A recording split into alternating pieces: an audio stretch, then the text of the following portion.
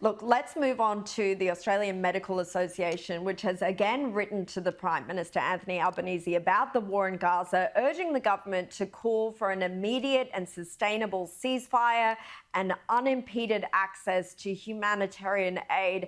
How helpful are interventions like this at this point?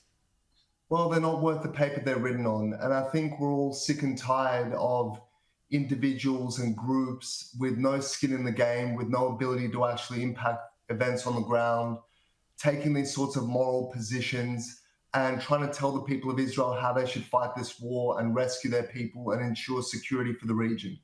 You know, for all the pontificating that's been going on and letters and petitions, at the beginning it was Architects for Palestine, now it's this doctors group, and we've seen every profession under the sun put forward their opinion as though someone sought it and asked for it. But at the end of the day, the only thing that's going to rescue the hostages is Israeli might and sacrifice. We saw 2 hostages, their bodies returned home in the last 24 hours for a dignified burial. These doctors and these petitions aren't going to achieve anything. So if they want to do something productive and constructive, let them stand with people of goodwill and call for an immediate end to this conflict through the defeat of Hamas and the rescue and the release of the hostages. That's what's actually going to achieve anything. These sorts of statements achieve next to nothing.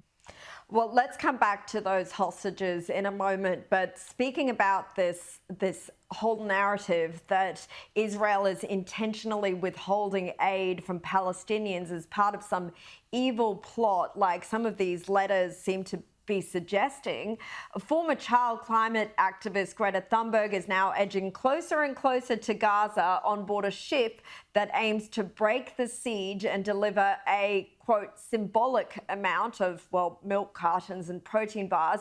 And she conducted this interview with Al Jazeera from her boat, the Madeleine.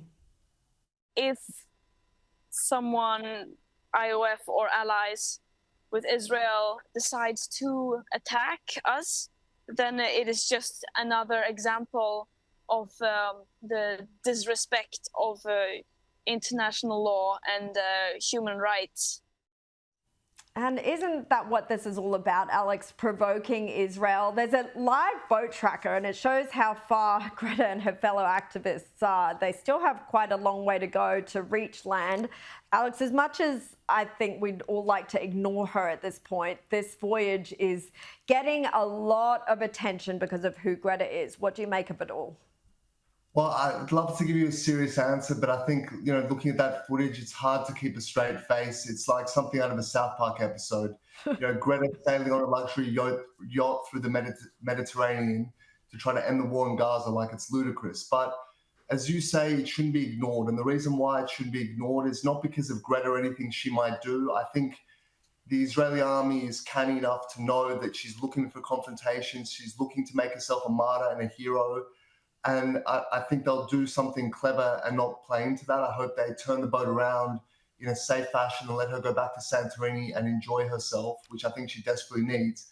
But the concern that I have arising from all this is how many other young people throughout the world have equally shallow, superficial views and have also formed this irrational connection to the Palestinian cause, totally divorced from any history and facts or legal arguments, totally irrespective from any connection to the Jewish people or the Palestinians, any exploration of the ground and the issues and so forth. I think this is the world we live in, where increasingly influencers are the ones setting the agenda and seducing millions of young people to take absurd political positions that are contrary to their own interests and their own identities. And we're seeing online, this movement to rehabilitate Osama bin Laden as some great prophet.